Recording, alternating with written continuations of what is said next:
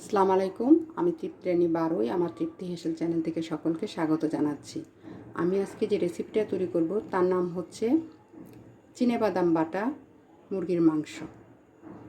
এর জন্য আমি চুলাতে 2 চামচ পরিমাণে সাদা তেল গরম করে নিয়েছি। এবার দিয়ে দিচ্ছি পেঁয়াজ, আদা, রসুন এবং কাঁচামরিচের পেস্ট।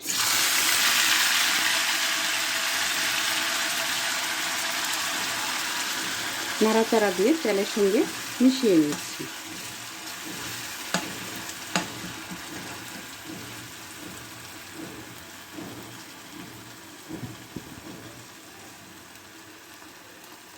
দিয়ে দিচ্ছি স্বাদ মতো লবণ।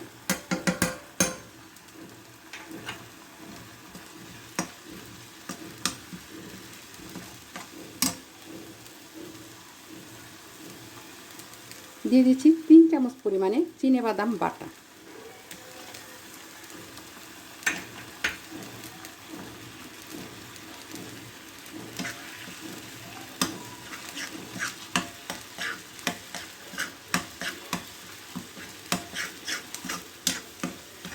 চিনেবাদাম বাটাটাকে একেবারে পেঁয়াজ রসুনের সঙ্গে মিশিয়ে নিচ্ছি।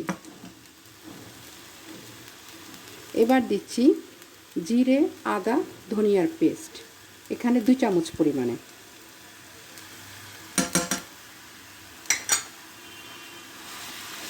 এই পেস্টটাকেও অন্যান্য উপকরণের সঙ্গে মিশিয়ে নিচ্ছি।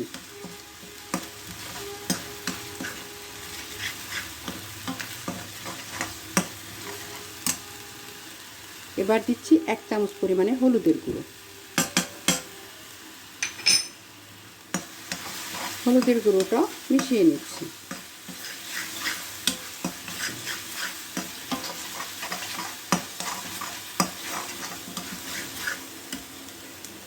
এবার দিচ্ছি 1 চামচ পরিমাণে গরম মশলার গুঁড়ো। গরম মশলার গুঁড়োটা মিশিয়ে নিয়েছি। এবার দিয়ে দিচ্ছি 1 কাপ পরিমাণে পানি।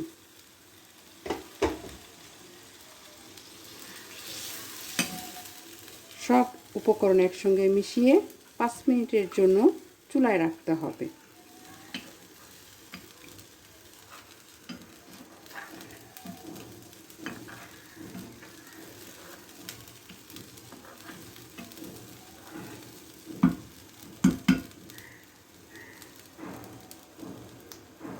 মশলাটা একটু কষানো হয়ে গেলেই মুরগির মাংসটা দিয়ে দিচ্ছি।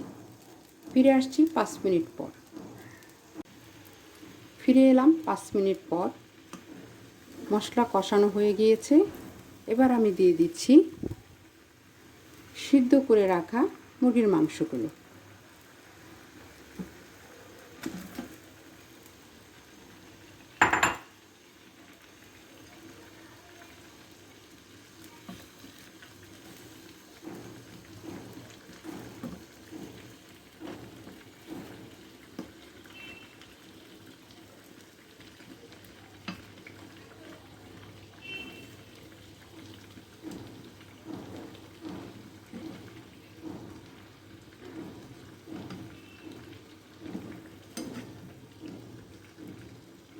নাড়াচাড়া দিয়ে আবার 5 মিনিটের জন্য চুলায় রেখে দিতে হবে।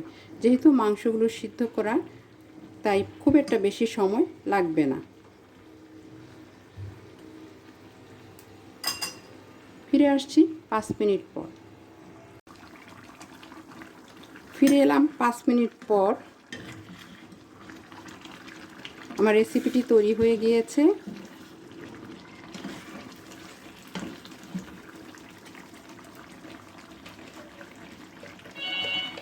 এবার দিয়ে দিচ্ছি 1 চামচ পরিমাণে ঘি।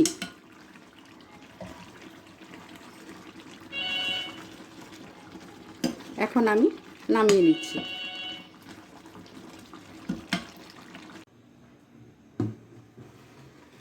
তৈরি হয়ে গেল চিনেবাদাম বাটা চিকেন কারি।